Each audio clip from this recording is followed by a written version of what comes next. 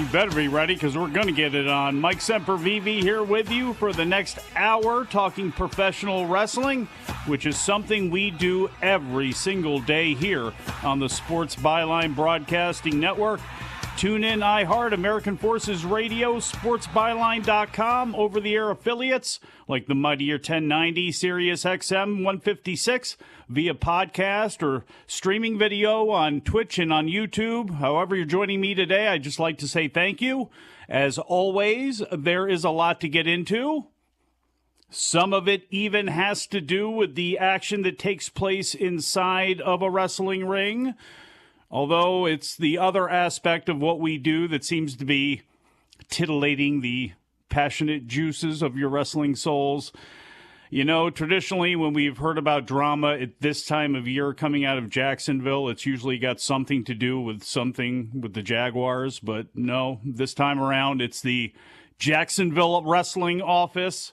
All Elite Wrestling is allegedly, supposedly, reportedly having gallons of spicy tea being spilled all over the place, including allegedly, supposedly, reportedly, right in all of our faces on Wednesday night's program with CM Punk's promo about Hangman Page. And I have thoughts on this whole situation playing out at a time where, well, you look at that, MJF is allegedly, supposedly, reportedly on the way back. So we'll get into that as well as SmackDown, and I'll give you the very detailed WWE.com preview for tonight's show on the Fox Network, as well as some news from around the world, including Kyrie being pulled from an upcoming big match in Stardom, and some of my thoughts on the recently concluded G1 Climax tournament from New Japan Pro Wrestling. I thought it actually ended pretty darn good, although still not sold on this concept. But we'll get into all of that stuff and more when we get back from break. Wrestling Observer Live.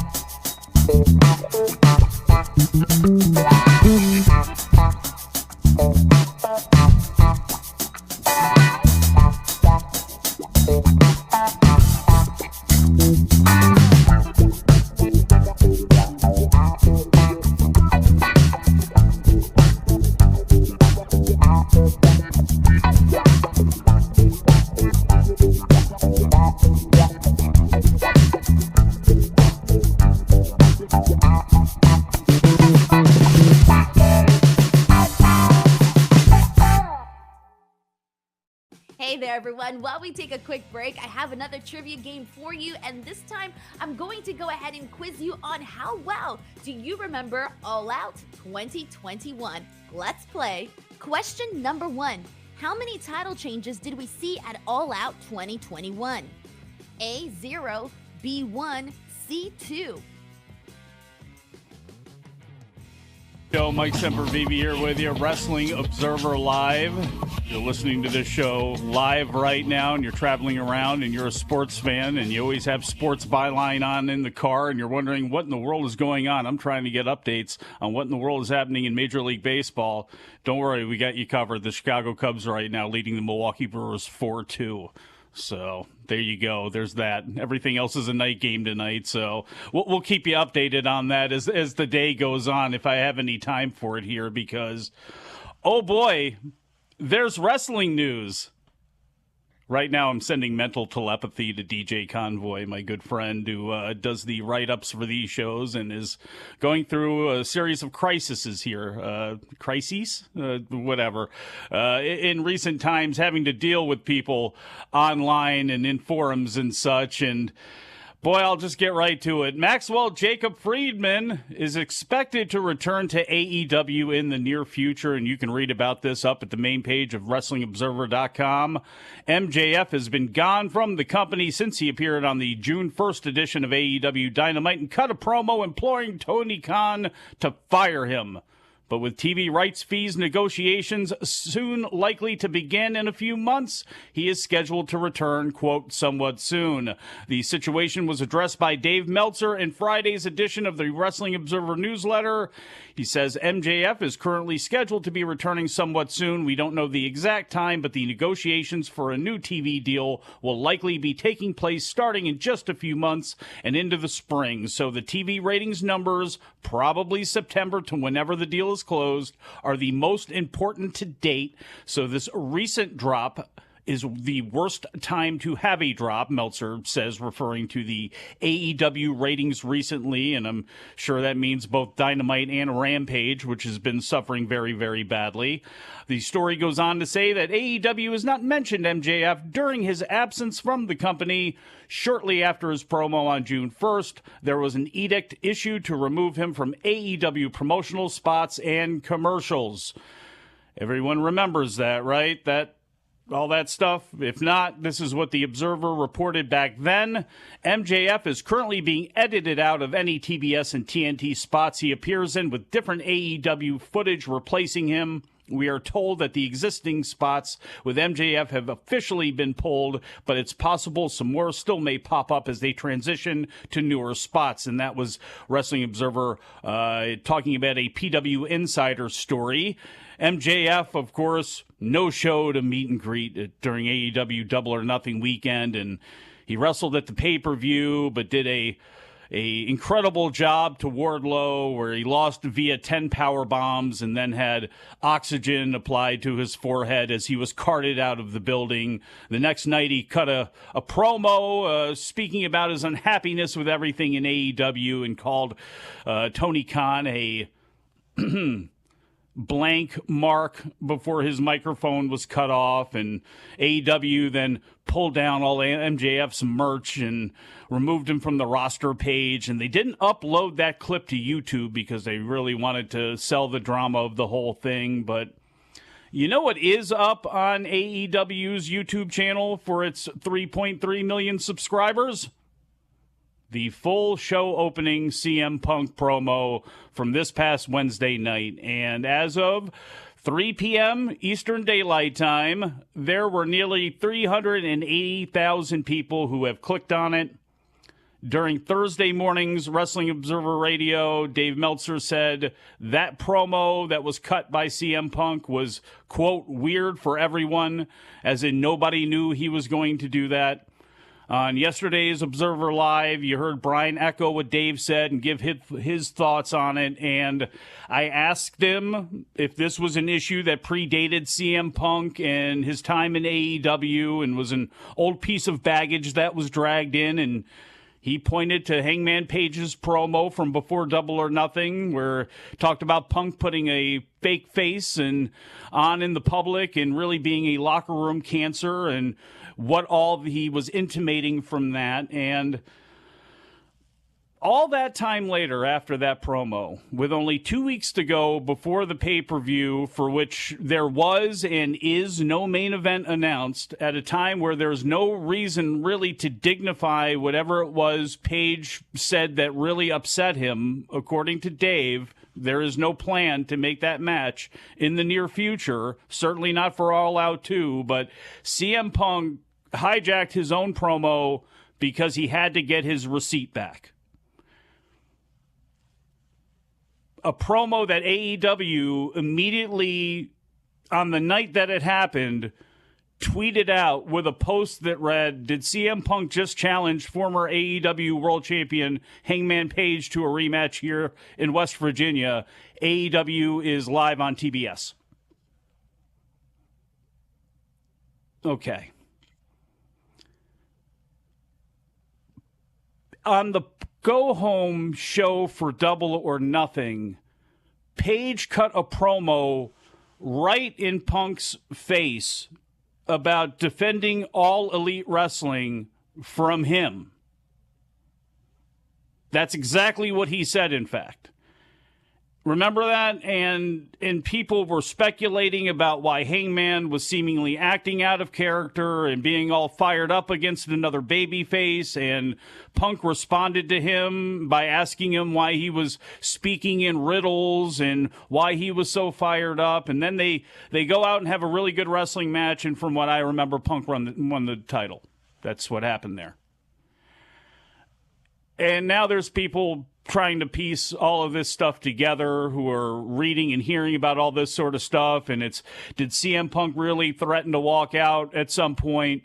Is this just Punk being Punk again and being moody and surly and tough to deal with? And that's some of the nicer ways that I can describe him on national commercial radio. Is it about how he treats other people, how he treats people that he perceives to be lesser than him, all while putting on a fake public persona? Is it about Colt Cabana? Dave, in the newest edition of the Wrestling Observer newsletter, writes, right now there's a ton of backstage drama involving many of the top guys that has gotten much worse in recent weeks. The big thing that started all of this is that Colt Cabana is not in the Dark Order with no angle and stopped being brought to television. He was going to be cut, but Khan signed him for ROH. That is really the catalyst of everything, although different people have different stories as to why it happened, including Page and Punk. But even if that didn't happen, it was probably going to happen for something else, just given the nature of the different personalities involved. It feels like a number of people are close to their breaking point if things don't get settled. End quote. And Bryan mentioned on yesterday's shows that people are said to be furious on both sides of the locker room. And it has been bandied about that if you're, say, on Punk's mythical side of the locker room, what does Page have to complain about? If it's about Cabana, he's signed to ROH. What was he contributing to the Dark Order anyway, week in and week out? Was it also Punk's fault that Stu Grayson and Alan Angels were not re-signed? Or that Anna Jay was turned? Or that they're just a group of dudes on the roster? He signed last September, and you're still doing this now. So on that side of the ledger, they're asking if it's Hangman Page that's being a full diapered baby about this whole thing. And frankly, to me, a full diaper is a really good metaphor here because something definitely stinks. And because this is a lot of he shit said and she said stuff, mostly he said, it's a bunch of dudes. Something is amiss here. I'm not buying into the fact wholeheartedly that this thing does not have some K-fabulous flair put on it. I cannot believe if CM Punk went out there and did this and was able to cut this receipt, and in that case, if there is not some wrestling that is a part of this whole thing and layered in here, then you better kind of fix your shop and figure some things out, because dude's been there for a year. And if you got guys going at it like this for the most petty reasons and using your TV time to do it, you got a lot of work to do. We'll be back, Wrestling Observer Live.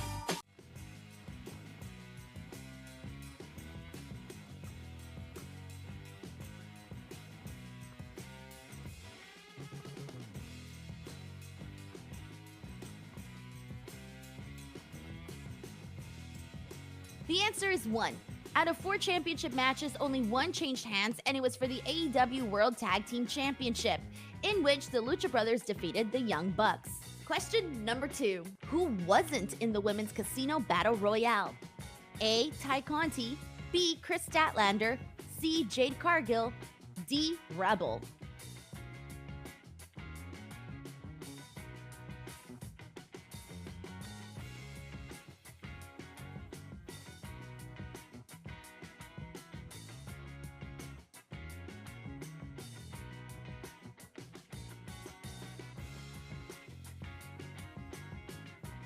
Out of the following names, the person not in the Casino Battle Royale was Chris Statlander, because she challenged Britt Baker for the AEW Women's World Championship. Question number 3. How many surprise debuts were there? A. 2, B. 3, C. 4, D. 5.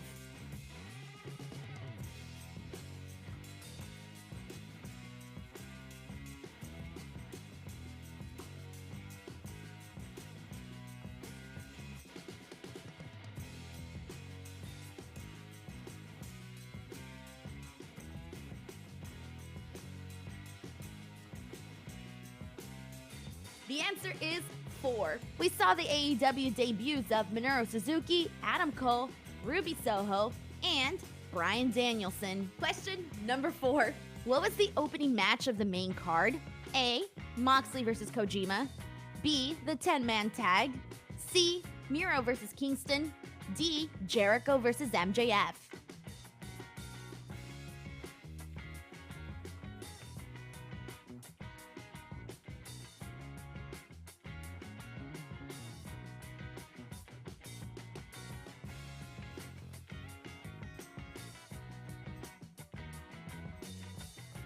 The correct answer is Miro versus Eddie Kingston. As always, thank you guys so much for playing. I hope you enjoyed this quick trivia video. And if you haven't already and you want to chat some wrestling with me, feel free to follow me on Twitter and or on Instagram at _Denise Salcedo. Now back to Wrestling Observer Live.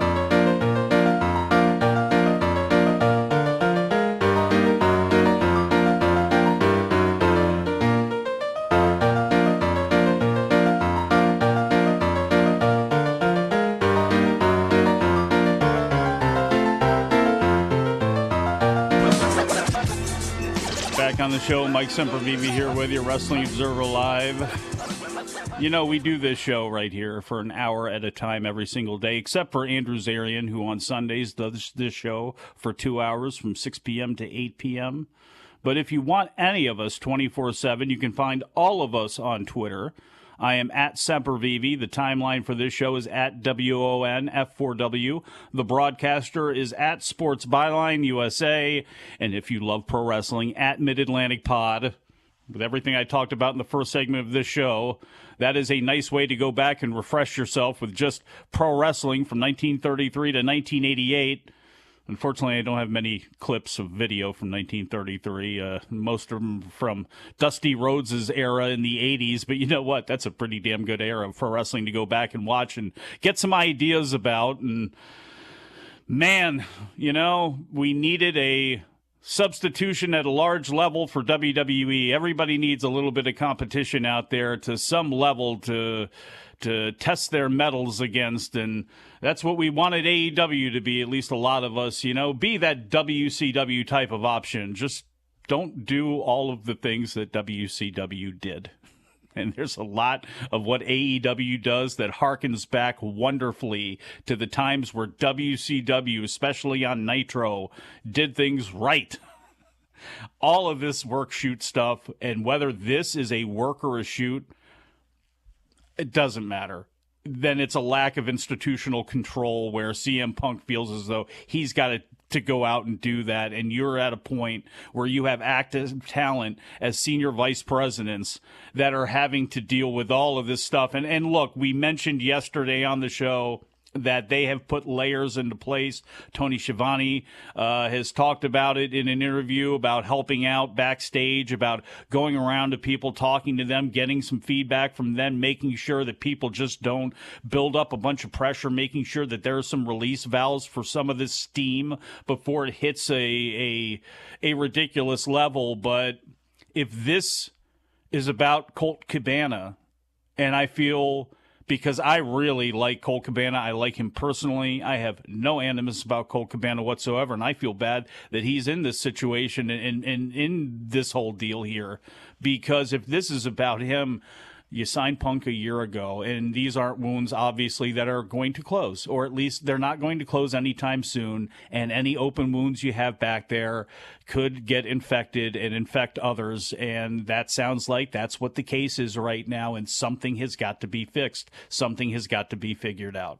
Because after a week of wrestling that we just had, almost across the board, I mean, the New Japan shows, and I'll get into that a little bit later on, I mean, they were excellent shows this week to lead into the finals.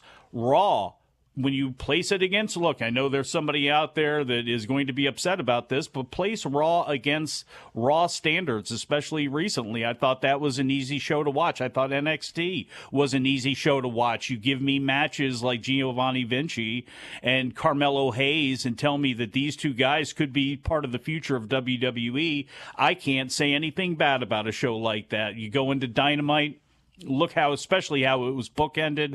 I thought it was tremendous. That first hour of that show was certainly something else. So, you have a good week of wrestling here, and what happens at the end of it 2 weeks before your pay-per-view, we're talking about things that may not even matter. And if it does matter, because this is all being a work shoot, is this really what you want to do? Is this really what you want to do coming off the MJF thing? Is this what... Yeah. Hey, they're bigger brains than I have. They've got the company. We'll see what they do. As of right now, this is the card for All Out 2. Thunder Rosa against Toni Storm for the AEW Women's title. Wardlow and FTR against Jay Lethal and Sanjay Dutt and Satnam Singh. And, this is how this was written up here. My apologies. Wardlow and FTR against Jay Lethal, Sanjay Dutt and Satnam Singh. Eddie Kingston against Sammy Guevara. So that is what is scheduled currently for the show. It also appears the House of Black against Sting, Darby Allin, and Miro is going to be one of those matches. Jade Cargill against Athena for the TBS title. Jungle Boy and Christian Cage. Bryan Danielson and Chris Jericho. And Ricky Starks against Powerhouse Hobbs. All look like matches that are going to be added to that show. No Swerve in Our Glory in the AEW World Tag Team Championships. Although, no spoilers here, they may not be champions by the time that show rolls around. But if that show does happen to roll around and Swerve in Our Glory does defeat Private Party tonight on the pre-taped Rampage episode, I would assume that you would see that match in a pre-show forum. Also tonight on Rampage, with all of this stuff that we've talked about this week with AEW, unlike what is happening with WWE outside the ring, I don't know if that's is going to be necessarily that beneficial for Rampage tonight, but the Best Friends face off against the Trust Busters in the AEW Trios title tournament, and if everything goes like it did last week, the Trust Busters will be the cause of a big increase in AEW Rampage programming ratings. At least that's what I was told online. Also tonight, the FTW title, Hook against Zach Clayton, who is JWoww from Jersey Shore's boyfriend, I think. He cut a good promo. They had a nice little video package of him on Dynamite on Wednesday, and I heard his promo last week on Rampage. I still really don't know who this dude is, but apparently he is a functional professional wrestler that will be facing off against Hook tonight. Athena will face the returning Penelope Ford, as well as Buddy Matthews facing off against Serpentico. So that is going to be Rampage for tonight. There is a little bit of positive AEW news, as I remember that there's a Red Bull right over here for you ASMR kids. There we go. RDS, which is the French language leading sports television station in Quebec, has announced that Dynamite will join their lineup as of August 24th, and it will be live. It will stream live on their website every week, and that is important because it will air on RDS and RDS2 in Quebec, but we are going into NHL season, and I know there's a few people in the province that are not fans of the Habs, but the Montreal Canadiens will be playing hockey here very, very shortly, and go figure, that takes precedence. So this is a station, though, that has got no fear of professional wrestling. They've carried WWF and WCW in the past. They've carried Ring of Honor recently, TNA, IWS. So they are a pro wrestling supporter, and this is going to be the first time, Dave writes in The Observer, since Eddie Quinn's wrestling in Quebec in the 1950s on Channel 2, that a regular television station will air live pro wrestling in French in Quebec, as WWF and all the other promotions that have aired on the station, as well as the territorial groups like All Star and International Wrestling Grand Prix, all of those shows were taped shows. So there's at least a little bit of a feather in Dynamite's cap for this week. Speaking of Montreal, here is WWE's very expansive preview for tonight's show, emanating, I would assume, from the Bell Center in Montreal. Roman Reigns and Drew McIntyre go head-to-head, which, as phrases go, I don't think is correct, because they're actually going to be going face-to-face in a battle of words with a microphone. I believe that's what it is, but they're saying head-to-head maybe to try to fool people here, but this is what it reads. Just weeks before their battle at WWE Clash at the Castle for the undisputed WWE Universal Championship, the head of the table and the Scottish Warrior will go head-to-head on SmackDown. The last time Roman Reigns tried to address his future opponent, Drew McIntyre, was blindsided by a returning Karrion Kross. Kross, along with the returning Scarlett, laid an hourglass at the feet of Reigns, indicating the end was near. With only weeks to go until their showdown at the premium live event in Cardiff, Wales, what will Reigns and McIntyre say to each other? Plus, will Kross make his presence felt after shocking the WWE Universe? Find out tonight on SmackDown, 8 p.m., 7 Central on Fox. That's it. That's the only thing that's up there right now, and it is, as we are live here for this edition of the show, 3:35 p.m. Eastern Daylight Time. What is not being advertised? Nikita Lyons and Zoe Stark against Natalya and Sonya Deville in the WWE Women's Tag Team Title Tournament qualifying quarterfinal match, whatever it is. Nikita Lyons has tweeted about it earlier on today, about what she was going to do alongside her partner Zoe Stark, but Toxic Attraction is in Canada. I can confirm this. I've heard they were at a Tim Hortons. Fightful Select has reported this.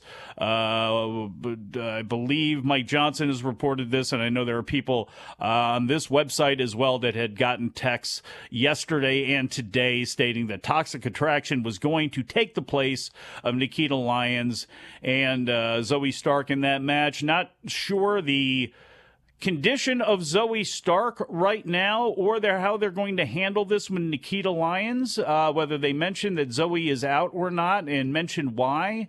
We'll have to see if they do a angle where they lay both of them out or something like that. I guess that is possible as well, too. But Toxic Attraction will take on Natalya and Sonya Deville, so Bryan Alvarez can be happy about that as he drives his family home from the beach. I also believe that the Viking Raiders are going to hold some sort of Viking funeral for the New Day as well, too, which I assume will bring back Xavier Woods, but we'll have to see. We'll be back on the show, Wrestling Observer Live.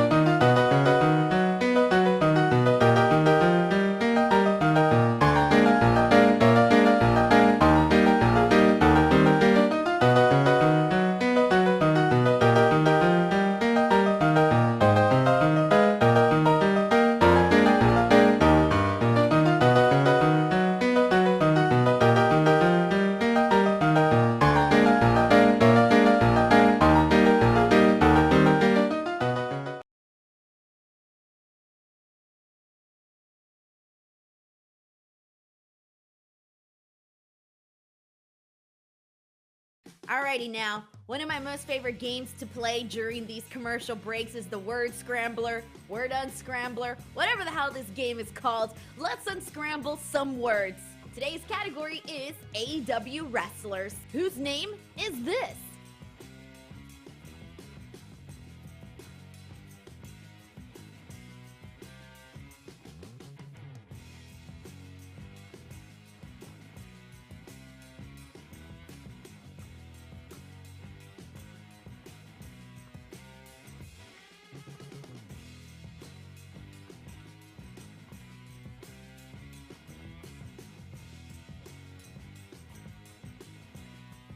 The answer is Angelo Parker.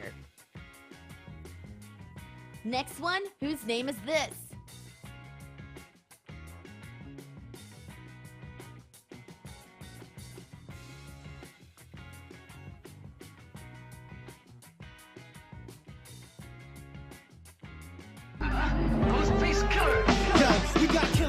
Back on the show, Mike Sempervive here with you, Wrestling Observer Live. If you're listening to me on Saturday, that is because Jim Valley is out and about, but he will be back here in this chair very, very soon. Saturdays, Wrestling Observer Live comes on 1 p.m. Eastern Time, 10 a.m. Pacific, and on Sundays, 6 p.m. Eastern Time, 3 p.m. Pacific with Andrew Zarian. The big boss man, Bryan Alvarez, will be back in this main chair coming up on Monday, 3 p.m. Eastern Time, as we always do. If you're listening to me live right now, pitching need not apply at Wrigley Field.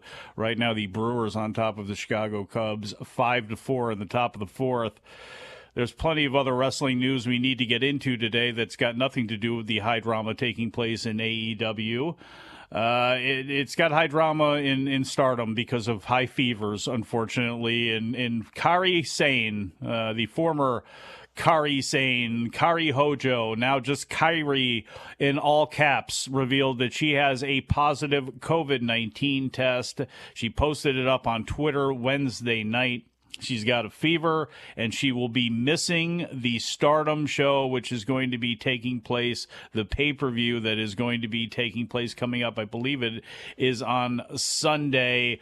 It was going to be she and Saya Kamitani for the Wonder of Stardom Championship. Instead, that title will be defended against Himeka, which is really, that's going to be a very good match as well. And if there is a silver lining in this cloud, it is that they have this match that they can still go to in the future. But very disappointing for Stardom fans like my friend Adam Summers here, that was really looking forward to that match. And I recently did a big audio nightmare with him. In fact, if you're listening on Friday, we recorded it this morning. It is up for everyone. You don't have to be a subscriber to WrestlingObserver.com to listen to the Adam and Mike Big Audio Nightmare. You can find it wherever you find your favorite podcasts and give it a download. And we talk a little bit about Stardom, but a lot about the G1 Climax and what we thought of the whole deal. And I got to be honest, since we didn't speak much about it here on Observer Live here in the last couple of days, other than the result of Kazuchika Okada winning, I know Bryan has been tired of a lot of things. Of course, we don't have the same things that, Gato bothers me in some ways and doesn't bother Bryan in others, but there's some things that Gato has done as a part of his booking that has driven Bryan nuts. And one of the things that I know has driven Bryan nuts is seeing some of the same matchups over and over again and seeing some of the same winners of tournaments and of title belts. And he's not the only one, and there were some people that were really kind of frustrated over the fact that Kazuchika Okada won this tournament. But as Adam and I talk about on the show today, remember how he won last year's tournament. It was due to an injury with Kota Ibushi. It was very unsatisfying. And in the preview, in the lead up to the tournament, I honestly thought we could see a scenario where Will Ospreay was the one that defeated Kazuchika Okada in the finals, and that's what I predicted. But as soon as I saw that match kick in, I knew exactly what they were going to do and how it was going to go, and it was going to be Okada standing there on top of the mountain, even with everything that Ospreay said about figuring out a way to beat him cleanly and promising to get the victory over Okada. On the 50th anniversary of New Japan Pro Wrestling, you know what? There was no other way, and it was an excellent match, and one day Will Ospreay is going to get that big, clean victory over Kazuchika Okada, and it is going to be on a large stage, and it is probably going to be for the IWGP World Heavyweight Championship, but it was not going to be during the finals of the G1 Climax. And the story they told with Okada and how he sold his injuries from the previous nights, the semifinal against Tama Tonga that he went into beaten up and destroyed from because he had to face off against Lance Archer and to make sure that he got his spot in the semifinals. The story that was told over those several days with Okada, I thought was excellent. The structure of the tournament, I'm still not sold on as far as it being a yearly thing. I give them credit. This year was going to be the year if you were going to do something drastically different with the G1. I thought this was as good of a time as any. But I don't believe that 7 men in 4 blocks over 28, having 28 men and having that spread out for over a month, and have shows where there are times only 4 of 7 or 8 matches are G1 contests. That's something that I think would desperately need to be tweaked if you want to go to a format where you're going to have 4. We talk about it on the show. I just can't see a scenario where 2 blocks, whether it be 8 or 10 or 12 or however many people that you want to have in each block, I think that's really the best way to go, and I think limiting it to about 10 men a block, limiting it to 20, I think is the way to do things. It leaves you a more concentrated group. It makes it a little bit easier, at least for somebody like me to keep up with. But maybe I'm too traditionalist. Maybe a lot of people, when they find out the results and everything shakes out, what people have thought about the whole thing, maybe they loved it in Japan. But for me, I think this is one of those cases where I applaud the effort to go and try to change it, but I just don't think it really worked, and it certainly didn't work early on in this tournament where you had guys that weren't having G1 matches and having singles matches that felt like forever. Adam mentioned Sonata on the program today. I think he was a good example of that. When it comes to who stood out, we were looking at a handful of names going into the thing. Aaron Hanari had to see where he was going to stand out, one of Will Ospreay's newest members in the United Empire and one of the people on the come up for New Japan Pro Wrestling. El Phantasmo, another one, member of the Bullet Club, switching from the junior heavyweight division to the heavyweight division. We had David Finlay. There were a lot of eyes on him, as well as Block A, which had Jonah, Jeff Cobb, and, of course, our own filthy Tom Lawler. And every single person that I just mentioned there across the board, I think, certainly held up their end of the bargain and even more so. So they were really, when you look at the entire roster of the G1, there were a lot of names. We knew exactly what they were going to do. We maybe didn't know how many wins they were going to have or how many losses, but we figured a Tama Tonga was going to do incredibly well because of the GOD split with the Bullet Club that hasn't been really cinched up yet. And we knew a revitalized Juice Robinson was going to get a lot of attention, and we knew how some of the guys were going to do, but there were a handful of names there. We had to see, look, how much did they want to invest into Jonah over there? And we found out that it was a pretty damn good deal of it, because Jonah can claim coming out of the whole deal, he was never pinned. He was never flat on his back taking a loss in the G1, and we were able to get some good stories, I think, coming out of that show. Tanahashi and Carl Anderson, and these more recent shows, I should say. Tanahashi, Carl Anderson for the Never title. Kushida and Taiji Ishimori for the Junior Heavyweight Championship. We have Tama Tonga, who got a victory over Jay White. He teamed up on the finals night alongside Kushida to face off against Ishimori and White, the two singles champions. And Ishimori takes the loss. Jado grabbed the belt, handed it over to Kushida. So we'll have to see how that goes, but that's a match that on paper is going to be excellent between two longtime generational rivals in Kushida and Ishimori. We have several opponents set up for Jay White, not the least of which, of course, is Okada. That is going to take place on January 4th, but we have Tama Tonga. We have other names that are in the mix. We have the U.S. title situation still, I think, between Will Ospreay and Juice Robinson that needs to get settled. We have still more with El Phantasmo and Shingo, which you want to talk about a mid-card match and a mid-card feud. And I'm not talking about the talent levels of these men, because they're certainly much higher than mid-card, but you really can't go wrong when you're having a feud between El Phantasmo and Shingo that is going to take, on a 10-match card, it's going to be number 5 right there in the middle, and there is nothing to complain about there. Once all this stuff is settled, too, with takes place, I guess, with Wardlow and FTR, and I would assume an ROH tag team title match is going to be taking place with Jay Lethal and Satnam Singh and FTR at some point. At some point here, I'd like to see FTR go over to Japan and defend those IWGP World Tag Team Championships. They can certainly do it here on New Japan Strong shows. Maybe that's all they're going to do, but that's something that I would like to see, and I would be very, very surprised if FTR wouldn't be pushing for that as well. Where do they not want to go overseas to? NXT UK, which is unfortunately going to be no more. PW Insider yesterday listed the several names, which included Trent Seven and Zaya Brookside amongst them. Other people started to tweet out their statuses with the company.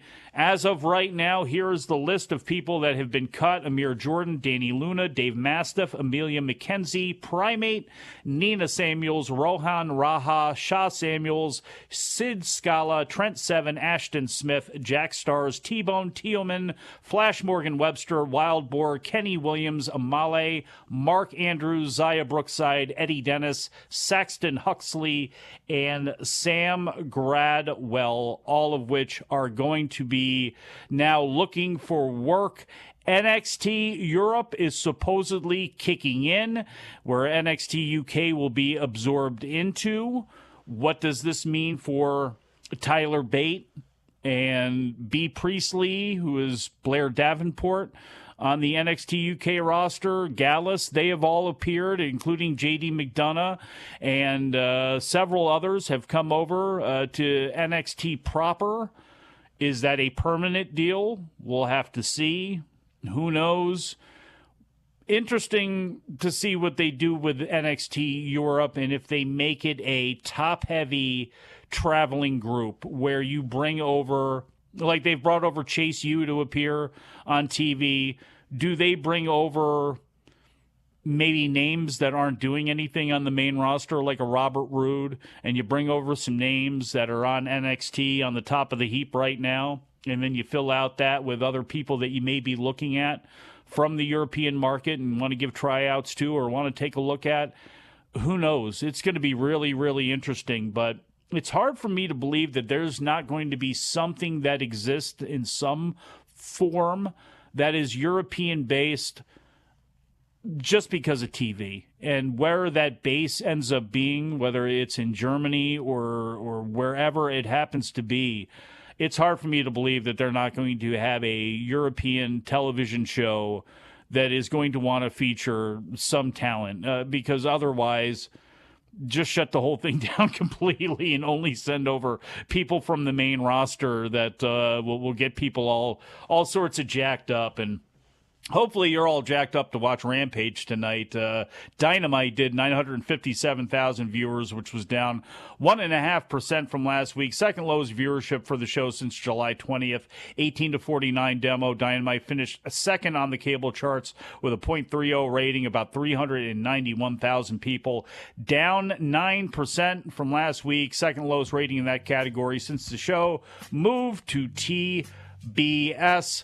Those problems also worked its way up into Canada, where John Pollock at Post Wrestling reported that 61,000 viewers and approximately 30,000 in their key 25 to 54 demo saw the show on TSN2, lowest audience of the year. We'll be back to put a bow on everything when we get back from break. Wrestling Observer Live.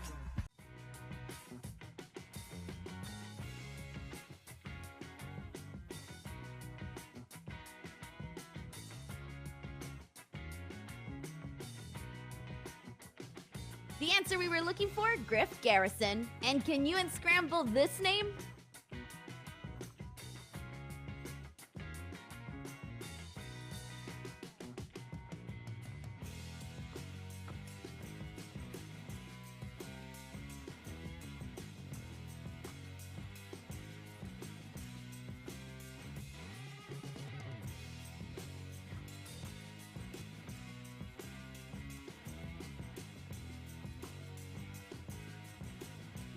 And the answer for this one was Michael Nakazawa. Who can this be?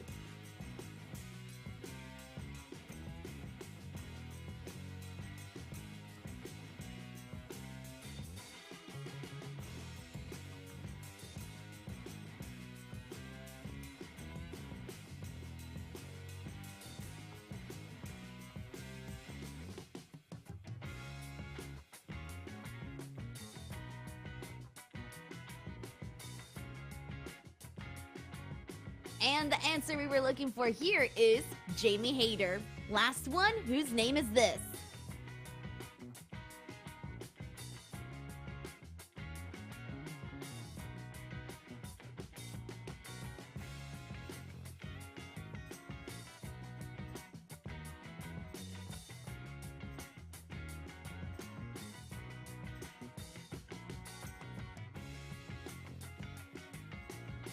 And for this last one, if you guessed Time Mellow, you are correct.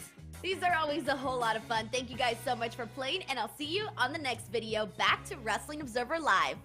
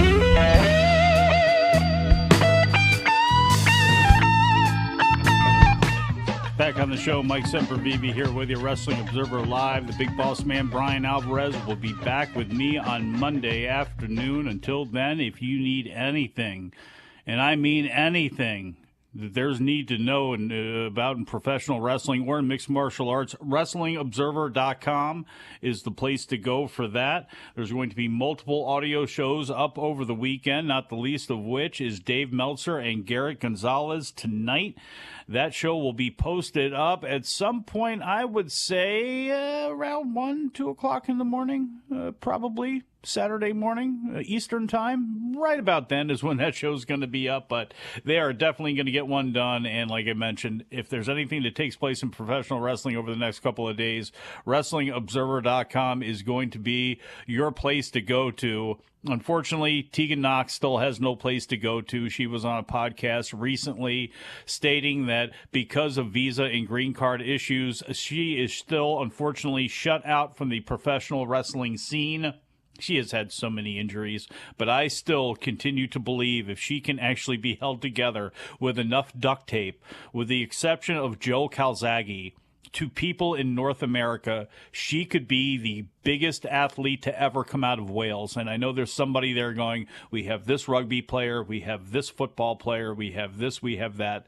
No. With the exception of Joe Calzaghe, Nixon Newell, Tegan Knox, whatever her name is going to be when she's back out there wrestling again, she still has got the opportunity to be the shiny wizard herself, the biggest export that Wales has ever given us from an athletic point of view. So there's that. Hopefully she's trademarking everything in the same way Gunther is as well, too. He has filed the trademark for ring general when it comes to professional wrestling, and there's no better person to have that, whether he did it as Gunther or whether he did it as Walter.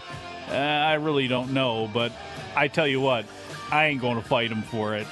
I just like to salute, I don't know if it was John or Jared today in the production box on video, but I salute them. I salute producer Daniel, and I salute you for spending time with me today. We'll talk to you again after a while.